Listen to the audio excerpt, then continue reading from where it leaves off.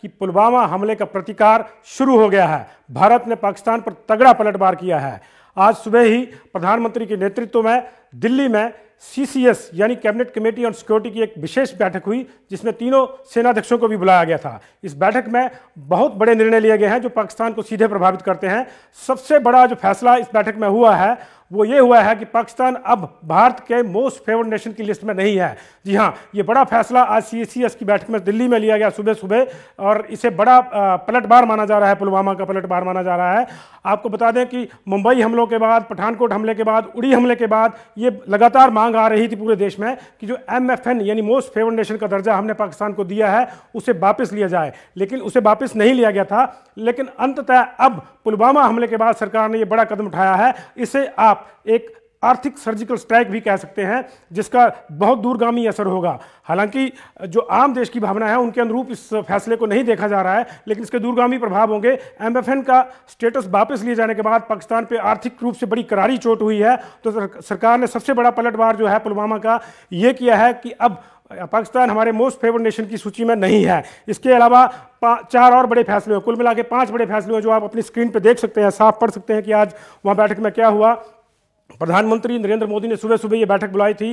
पाकिस्तान से MFN का दर्जा छीन लिया गया है। इसके अलावा पाकिस्तान को अंतर्राष्ट्रीय स्तर पर अलग थलग करने का जो फैसला लिया गया है, अलग अलग मंचों पर, अंतर्राष्ट्रीय मंचों पर पाकिस्तान का चिट्ठा खोला जाएगा और उससे अलग थलग किया जाएगा। भारत ने यूनाइटेड नेशन में 20 साल पहले एक पिटीशन डाली थी कि आतंकवाद की परिभाषा को जो है वो बदला जाए, इसे क्रॉस बॉर्डर से ही ना लिया जाए, इसे आंतरिक जो आतंकवाद है उसको भी जो है उसी नज़रिए से देखा जाए। तो उस परिभाषा को बदलने के लिए भारत जोर डालेगा, ये फैसला हुआ है। तो एक सर्वदलीय बैठक शनिवार यानी कल बुलाई जाएगी। गृह मंत्री राजनाथ सिंह इसकी अध्यक्षता करेंगे और उसके बाद सभी दलों का एक मत लेके, उनकी राय लेके एक स्ट्रेटजी तैयार की जाएगी कि पुलवामा के हमले का और क्या प्रतिकार किया जा सकता है। तो ये बड़े फैसले जो आप अपनी स्क्रीन पे देख रहे हैं आज सुबह हुए हैं, इन फैसलों के दूरगामी असर होंगे। हम कह सकते हैं कि पिछली बार जब उड़ी हुआ था तो सर्जिकल स्ट्राइक सेना ने की थी, इस बार प्रशासन ने यानी सरकार ने जो है सर्जिकल स्ट्राइक की है, और ये आर्थिक सर्जिकल स्ट्राइक है जिसका सीधा सीधा असर पाकिस्तान को देखने को मिलेगा आने वाले समय में। मोस्ट फेवर्ड नेशन का दर्जा पाकिस्तान से वापस ले लिया गया है। अब पाकिस्तान किसी भी स्तर पर जो है अगर उसे हमारे साथ व्यापार करना है तो हमारी अपनी शर्तें होंगी। वो मोस्ट फेवर्ड नेशन के चलते जो उसको छूट मिलती थी वो नहीं मिलेगी। निश्चित तौर से दोनों ओर का व्यापार प्रभावित होगा, लेकिन ज़्यादा असर पाकिस्तान पे पड़ेगा। और विशेषज्ञों का मानना है कि इससे पाकिस्तान जो कि अभी आर्थिक रूप से जो है विषमताएं झेल रहा है, उसकी कमर टूट सकती है और उसको कई दिक्कतें आ सकती हैं। पाकिस्तान की प्रतिक्रिया इस पर नहीं आई है, लेकिन पुलवामा के बाद भारत की सबसे बड़ी प्रतिक्रिया यही है कि मोस्ट फेवर्ड नेशन का जो दर्जा पाकिस्तान को दिया गया था वो वापस ले लिया गया है। और इसके बाद प्रधानमंत्री नरेंद्र मोदी ने एक और बड़ा ऐलान किया। उन्होंने सेना को खुली छूट दे दी है कि वो कश्मीर में आतंक से निपटने के लिए अपने स्तर पर यानी स्थान, काल और पात्र के अनुसार जो है वो फैसला ले, मौके के अनुसार फैसला ले। पहले सेना पे बंदिशें थी, खासतौर पे पत्थरबाजी जब होती थी तो उनको रिटेलिएट नहीं करना होता था सेना को। लेकिन अब प्रधानमंत्री ने आज दिल्ली में कार्यक्रम में साफ कह दिया है कि सेना कश्मीर में आतंक को दबाने के लिए स्वतंत्र है, उसको मौके के लिहाज से जो सही लगे वो किया जाएगा। आइए आपको दिखाते हैं कि आज प्रधानमंत्री ने इस पूरे मुद्दे पर कहा क्या। उन्होंने श्रद्धांजलि दी शहीदों को और उसके बाद एक बड़ा ऐलान उन्होंने किया। आपकी स्क्रीन पे प्रधानमंत्री को हम दिखा रहे हैं, आप खुद सुन लीजिए उन्होंने क्या ऐलान किया है। आदरपूर्वक श्रद्धांजलि अर्पित करता हूं। उन्होंने देश की सेवा करते हुए अपने प्राण न्योछावर किए हैं। दुख की इस घड़ी में मेरी और हर भारतीय की संवेदनाएं उनके परिवार के साथ है।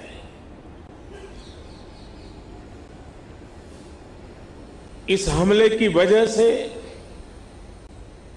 देश में जितना आक्रोश है, लोगों का खून खौल रहा है, ये मैं भली भांति समझ पा रहा हूं। इस समय जो देश की अपेक्षाएं हैं, कुछ कर गुजरने की भावनाएं हैं, वो भी स्वाभाविक है। हमारे सुरक्षा बलों को पूर्ण स्वतंत्रता दे दी गई है। मैं आतंकी संगठनों को और उनके सरपरस्तों को कहना चाहता हूं कि वे बहुत बड़ी गलती कर चुके हैं। बहुत बड़ी कीमत उनको चुकानी पड़ेगी। मैं देश को भरोसा देता हूं कि हमले के पीछे जो ताकतें हैं, इस हमले के जो भी गुनहगार हैं, उन्हें उनके किए की सजा अवश्य मिलेगी। पूरे विश्व में अलग थलग पड़ चुका हमारा पड़ोसी देश अगर ये समझता है कि जिस तरह के कृत्य वो कर रहा है, जिस तरह की साजिश रच रहा है, उससे भारत में अस्थिरता पैदा करने में सफल हो जाएगा, तो वो ख्वाब हमेशा हमेशा के लिए छोड़ दे।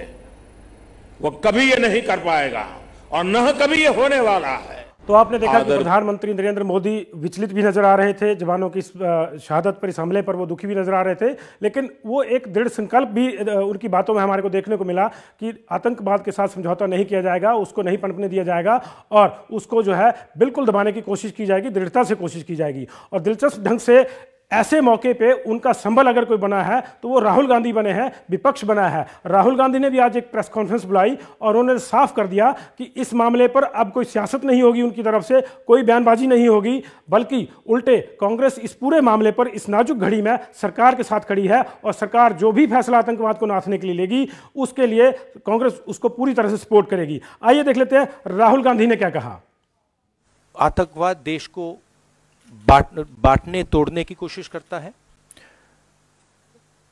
इस देश को कोई भी शक्ति तोड़ नहीं सकती है, बांट नहीं सकती है। पूरा का पूरा ऑपोजिशन एक साथ हमारी सिक्योरिटी फोर्सेस के साथ और सरकार के साथ खड़ा है। ये जो हमला हुआ है, ये हिंदुस्तान की आत्मा पर हमला हुआ है। हमारे जो सबसे जरूरी लोग हैं सिक्योरिटी फोर्सेस के, उनके खिलाफ हुआ है और हम उनके साथ खड़े हैं। जिन लोगों ने ये किया है उनको ये नहीं लगना चाहिए कि वो इस देश पर इतनी सी भी चोट पहुंचा सकते हैं। उनको मालूम होना चाहिए कि ये देश इन चीजों को भूलता नहीं है। तो राहुल गांधी ये बता रहे थे कि इस नाजुक घड़ी में वो सरकार के साथ है, पूरा विपक्ष, पूरी कांग्रेस उनके साथ है और जो भी फैसला आतंकवाद से निपटने के लिए सरकार लेगी, विपक्ष उसका समर्थन करेगा और उसके साथ कदम से कदम मिलाकर चलेगा, क्योंकि आतंकवाद को रोकना भारत की सबसे बड़ी चुनौती है। अगर पाकिस्तान के आतंकवाद की बात होती है तो फिर दो और नेता चर्चा में आते हैं। खासतौर से जब से करतारपुर कॉरिडोर का मामला आया तब से नवजोत सिंह सिद्धू और कैप्टन अमरिंदर सिंह ये चर्चा में रहे हैं। इन दोनों के बयान भी हमारे पास हैं। आइए देखते हैं कैप्टन अमरिंदर सिंह ने इस मसले पर क्या कहा और नवजोत सिंह सिद्धू, जिनकी इमरान खान के साथ अपनी मित्रता के जो चर्चे हैं वो सरेआम हैं, उन्होंने क्या कहा। आइए देख लेते हैं। आज सर्वसम्मति नाल साडे हाउस ने ये रेजोल्यूशन अडॉप्ट किया कि अजर्नमेंट होवे और ये होया इस कारण कि कल पुलवामा दे विच, कश्मीर वैली दे विच और ਜਿਹੜੇ ਸਾਡੇ CRP ਦੇ ਜਵਾਨਾਂ ਦੇ ਉੱਪਰ ਹਮਲਾ ਹੋਇਆ। 41 ਜਵਾਨ ਸ਼ਹੀਦ ਹੋ ਗਏ ਨੇ। ਕਿੰਨੇ ਜ਼ਖਮੀ ਨੇ ਉਹ ਖਬਰਾਂ ਨਹੀਂ ਆਈਆਂ ਹਾਲੇ। ਉਹਨਾਂ ਵਿੱਚੋਂ ਵੀ ਕਈ ਸ਼ਾਇਦ ਸ਼ਹੀਦ ਹੋ ਜਾਣ, ਵਾਹਿਗੁਰੂ ਕਰੇ ਨਾ ਹੋਏ, ਲੇਕਿਨ ਇਸ ਕਿਸਮ ਦੀ ਹਾਲਾਤ ਨੇ ਕਿ ਕੁਝ ਕਹਿ ਨਹੀਂ ਸਕਦੇ ਅਸੀਂ। ਤੇ ਅੱਜ ਯੂਨੈਨਿਮਸਲੀ ਹਾਊਸ ਨੇ ਇਸ ਅਪਰੂਵ ਕੀਤੀ ਹੈ। ਆਈ ਹੈਵ ਹਾਊਸ ਤੇ ਤੁਸੀਂ ਮੇਰਾ ਬਿਆਨ ਸੁਣ ਲਿਆ ਹੋਣਾ। ਆਈ ਸਕੁਅਰਲੀ blame the Pakistan government on this issue and I want to say कि एक पासे the Prime Minister says something and his army chief is doing something else through his ISI. मेरा तो नहीं ख्याल, I hope not, because ये साढ़े सिखां दी ये बड़ी मांग है, बड़ी पुरानी, कि करतारपुर साहब के दर्शन वास्ते. So I hope it does not affect it, but certainly Pakistan will have to change. Sidhu साहब सर पाकिस्तान ने जो हरकत की है ਅੱਜ ਉਹਨਾਂ ਨੇ ਇਹੋ ਜਿਹੀ ਹਰਕਤ ਕੀਤੀ देखो एक गल नूं समझ लो ਕੈਮਰਾ ਦੇਖੋ ਸਰ ਕੈਮਰਾ निंदनीय it is a cowardly act ਜਿਹੜਾ ਜ਼ਿੰਮੇਵਾਰ ਹੈ ਉਹਦੀ ਭਰਪਾਈ ਹੋਣੀ ਚਾਹੀਦੀ। ਦੇਖੋ ਕਦੇ ਵੀ ਜਾਨ ਲੈਣਾ ਕੋਈ ਸੋਲੂਸ਼ਨ ਨਹੀਂ ਬਣ ਸਕਦਾ। आतंकवाद का ना कोई मजहब होता है, ना कोई जात होती है, ना कोई पार्टी होती है, ना कोई देश होता है। जो कुछ है it is a cowardly act. मैं कड़ी निंदा करता है। सर इसका तुम मानते हो कि करतारपुर कॉरिडोर जो पीस मैटर है उस पर इंपैक्ट पड़ेगा? जरूरी है इस तो बाद बोलना।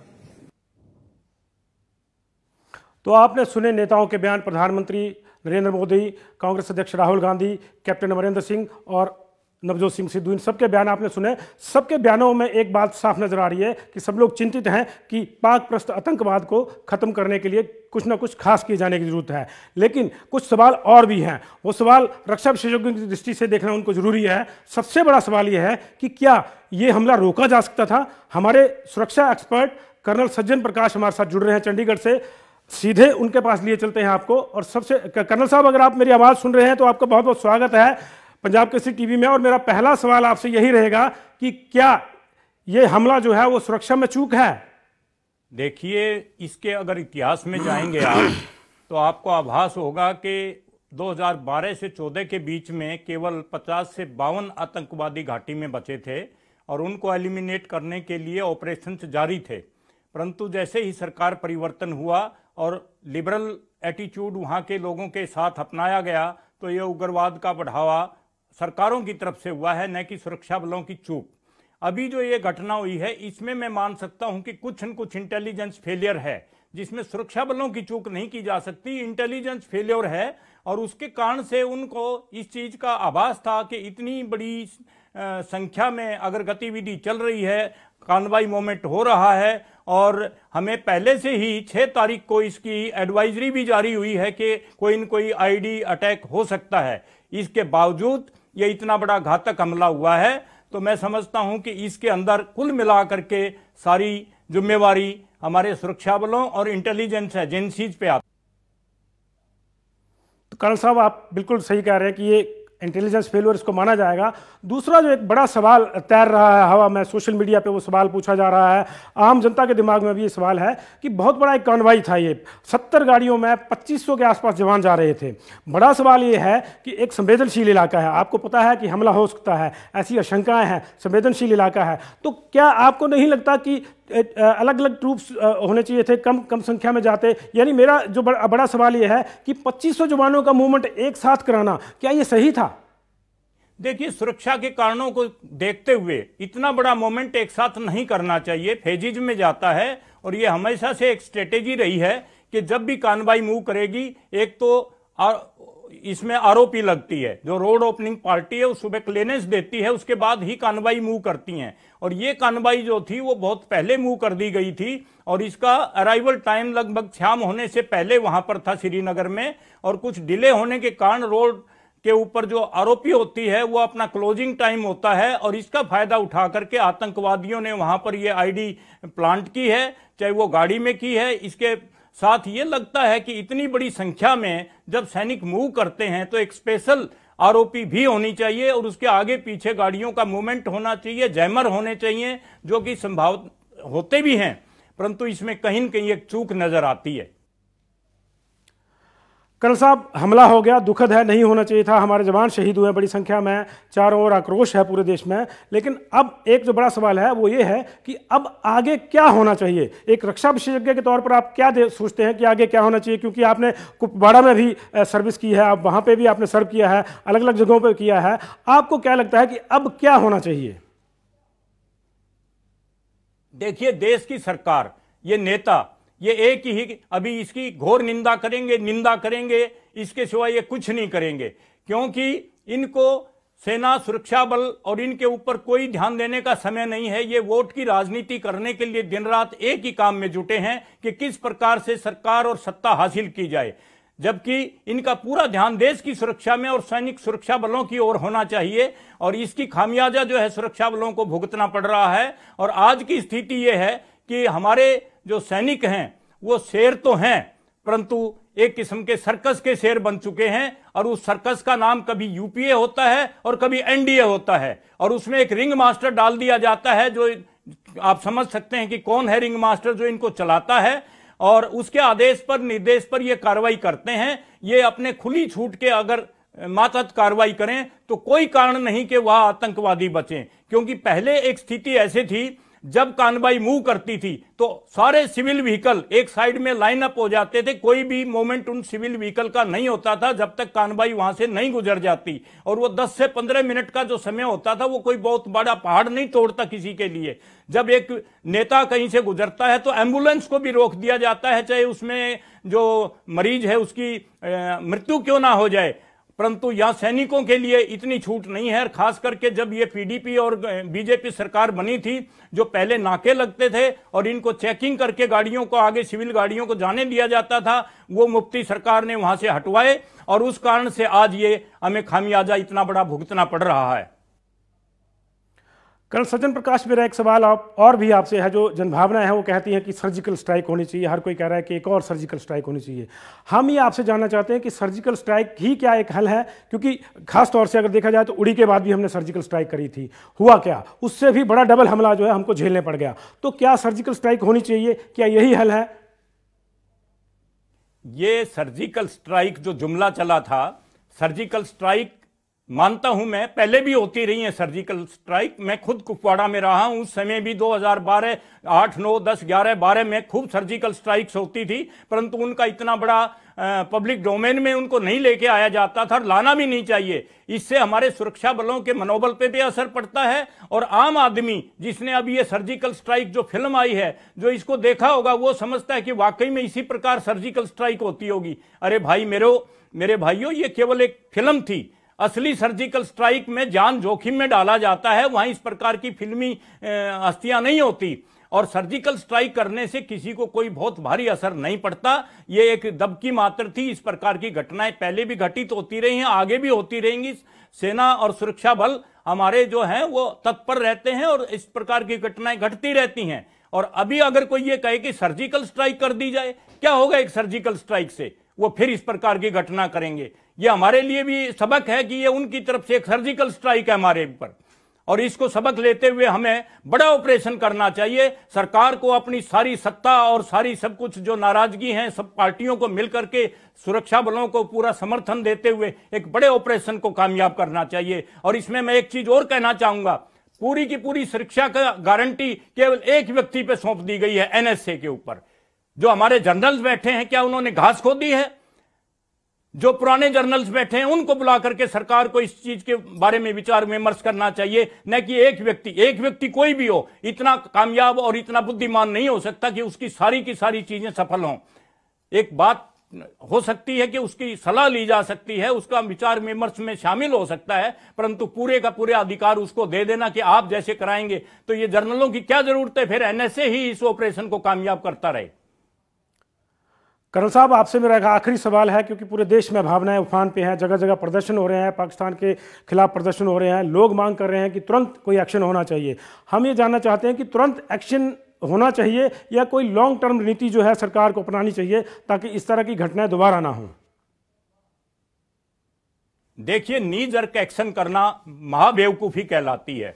आज पाकिस्तान की सारी पोस्टों के ऊपर उनको रात भर नींद नहीं आई है, उनको पता है कि कुछ हो सकता है, परंतु इस समय यदि हम करेंगे तो हमारी बेवकूफी कहलाएगी। और जहां तक लोगों का प्रश्न है कि लोग आक्रोशित हैं, ये आक्रोश 2 दिन का है। मोमबत्तियों की मालाएं लगाई जाएंगी, नारे लगाए जाएंगे, पुतले फूंके जाएंगे, पाकिस्तान के विरोध में नारे लगाए जाएंगे, और उसके बाद हफ्ते, 10 दिन, 20 दिन, महीना, 2 महीना के बाद ये सारी बात खत्म हो जाएगी और तड़पते रह जाएंगे, बिलखते रह जाएंगे वो परिवार जिनके सैनिक इसमें शहीद हो गए हैं। उनकी तरफ ना समाज कोई ध्यान देता है, ना सरकार कोई ध्यान देती है, ना कोई प्रशासन देता है। उनको समय पर पेंशन भी नहीं मिल पाती है। उनकी कैजुअलिटीज, उनकी डिसेबिलिटीज के लिए सरकार के सामने भीख की तरह गिड़गिड़ाते रहते हैं वो लोग, और सरकार उनकी कभी नहीं सुनती है। मैं समझता हूं कि सरकार के ऊपर अगर आम नागरिक इस चीज का दबाव बनाए कि आप अपनी बाकी चीजों को छोड़कर पहले देश की सुरक्षा की तरफ ध्यान दें, और उस देश की सुरक्षा में सबसे महत्वपूर्ण है सैनिकों का मनोबल। उनका राशन तक बंद कर दिया गया है कुछ तबकों के लिए। तो आप ये देखिए कि जिस देश के एक सैनिक को राशन के लिए भी हाथ फैलाना पड़े, तो मैं समझता हूं ये हमारे लिए शर्म की बात है। और पूरे देश के नागरिकों को एक होकर के सरकार के ऊपर इस चीज का दबाव बनाना चाहिए कि सैनिकों के लिए, चाहे वो साजो सामान हो, चाहे उनकी वर्दी हो और चाहे हथियार हो, उनके लिए कोई समझौता नहीं करना चाहिए और समय पर और अच्छी मात्रा में और अच्छी क्वालिटी के उपलब्ध कराने चाहिए, ताकि देश के सैनिक अपने मनोबल के साथ देश की सुरक्षा में डटे रहें। बहुत बहुत शुक्रिया कर्नल सज्जन प्रकाश, आपसे आगे भी मुलाकात होती रहेगी, अपडेट लेते रहेंगे। तो ये थे कर्नल सज्जन प्रकाश, हमारे डिफेंस एक्सपर्ट जो पंचकूला से हमारे साथ सीधे जुड़े हुए थे। और आइए अब रुख कर लेते हैं उन परिवारों का जिन्होंने देश के लिए अपने जान, अपने लाल खो दिए हैं। उनके घरों का क्या माहौल है हम आपको ये दिखाते हैं। हमारे पास अलग अलग जगह के विजुअल्स आए हैं, जो लोग शहीद हुए हैं उनके घरों के, हमने कोशिश की है कि वहाँ तक पहुँचा जाए। आइए आपको दिखाते हैं। ये आप देख रहे हैं पंजाब के 4 जवान शहीद हुए हैं, आप अपनी स्क्रीन पे उनके फोटो भी देख सकते हैं। ये उनके घरों का हाल है। हमारे पास रोपड़, तरन-तारन, दीनानगर और बठिंडा से विजुअल्स आए हैं। और इसके अलावा हिमाचल प्रदेश के ज्वाली का भी एक जवान शहीद हुआ है कल पुलवामा के अटैक में, ये उनके घरों का हाल है। अब इन सबको पता है कि हमारे बेटे, हमारे भाई, हमारे जो सिर के ताज थे वो लौट के नहीं आएंगे। पार्थिव शरीरों का इंतजार हो रहा है। पार्थिव शरीर रवाना हो चुके हैं। दिल्ली के पालम एयरपोर्ट पे सुबह सब शहीदों के पार्थिव शरीरों को लाया गया था। राजकीय सम्मान के साथ उनको वहाँ से विदा किया गया है और देर शाम तक ये अपने अपने जो इनके घर हैं शहीदों के गांव, वहाँ पहुँच जाएंगे और कल इनको राजकीय सम्मान के साथ जो है विदाई दी जाएगी। तो आइए एक बार फिर से हम आपको दिखा दें, ये उनके परिजन शोकाकुल हैं। पूरा देश इस दुख की घड़ी में इनके परिवारों के साथ है, लेकिन जो नुकसान हुआ है उसे वापस नहीं लाया जा सकता। जिन्होंने अपने बेटे खोए हैं, असली दर्द वही जानते हैं कि इस हमले का असर क्या हुआ है। बातें बहुत हो रही हैं, सोशल मीडिया पे गुस्सा है, हम लोगों को लगता है कि ये करना चाहिए, वो करना चाहिए, लेकिन जिनके घरों पे इस समय विपत्ति आई है, जिनके बेटे राष्ट्र के लिए कुर्बान हुए हैं, उनके साथ खड़ा होना पूरे देश के लिए ज़रूरी है। और उम्मीद करते हैं कि देश जो है एकजुट होकर इन परिवारों के साथ होगा। ये उन परिवारों के विजुअल्स हैं।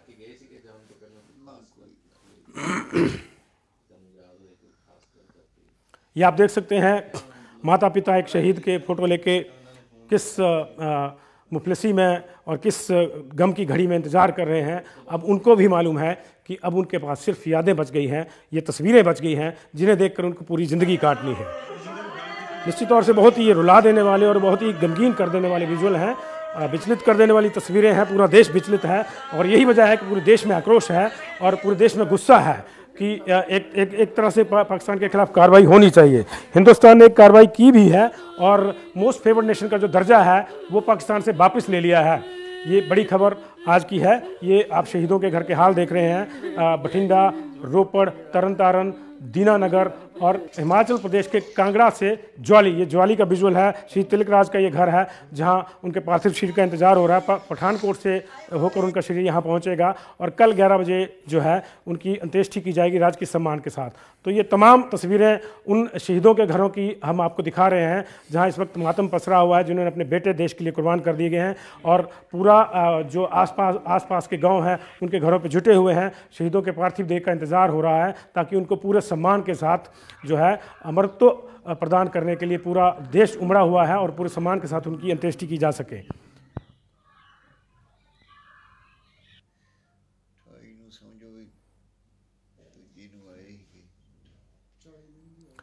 तो आपने देखा कि शहीदों के घर पे मातम पसरा हुआ है और ये मातम पूरे देश में पसरा हुआ है। अंतर्राष्ट्रीय स्तर पर भी इस हमले की कड़ी निंदा हो रही है, लेकिन अंतर्राष्ट्रीय स्तर पर एक और बड़ी घटना आज हुई है। वो घटना ये हुई है कि चीन ने फिर से पाकिस्तान का समर्थन किया है। चीन पाकिस्तान का गठजोड़, एक नापाक गठजोड़ जिसको हम कहेंगे, वो फिर से सामने आया है। वो इस तरह से सामने आया है कि मसूद अजहर जो जैश-ए मोहम्मद का सरगना है और जैश-ए मोहम्मद ही इस हमले को जिसने अंजाम दिया है पुलवामा में, उससे पहले पठानकोट में दिया था, उड़ी में दिया था, जो ज़्यादातर हमले हैं जैश-ए मोहम्मद यहाँ करवा रहा है, उसी ने हिस्सा फैला रखी है पाकिस्तान की शह पर यहाँ।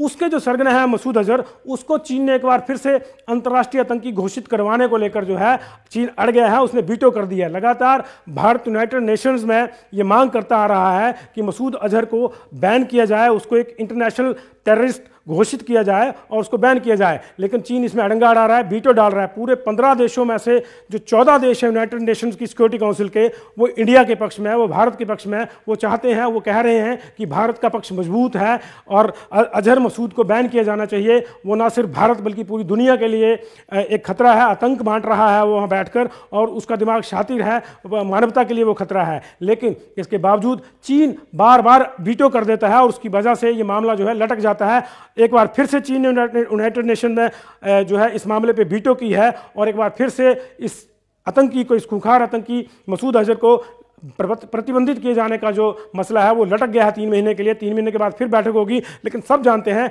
कि चीन की मंशा क्या है। चीन चाहता है कि पाकिस्तान के साथ मिलकर वो लगातार भारत को तंग करता रहे, वो अपने स्तर पे हमारी सीमाओं में घुसपैठ करता है, पाकिस्तान को वो जो है शह दे रहा है। और अब इस तरह से उसने खुलेआम एक ऐसे मौके पे जो है उसकी बिल्ली थैले से बाहर आई है, जब पूरा देश ही नहीं बल्कि पूरा विश्व जो है पुलवामा हमले की निंदा कर रहा है। ऐसे समय पे चीन ने ये चाल चली है। निश्चित तौर से ये एक कुटिल चाल है। इसका भी मुंह तोड़ जवाब देश की सरकार को देना चाहिए और निश्चित तौर पे सरकार इस मुद्दे पे भी सोच रही होगी।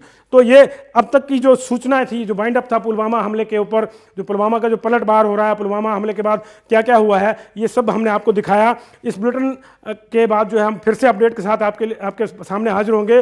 फिलहाल एक बार चलते चलते फिर आपको बता दें कि मोस्ट फेवर्ड नेशन का जो दर्जा पाकिस्तान को भारत ने दिया था वो वापस ले लिया है। इसके अलावा 5 और बड़े फैसले हुए जिनके तहत पाकिस्तान को अंतर्राष्ट्रीय स्तर पर अलग थलग करने और आतंकवाद से निपटने का फैसला हुआ है। प्रधानमंत्री नरेंद्र मोदी ने सेनाओं को खुली छूट दे दी है कि वो आतंक से निपटने के लिए मौके के लिहाज से फैसला लें और जो उचित लगे वो करें। पूरे देश में आक्रोश है और शहीदों के घर में मातम पसरा हुआ है। फिलहाल इतना ही। ताज़ा अपडेट के साथ फिर मिलेंगे। आप देखते रहिए पंजाब केसरी टीवी।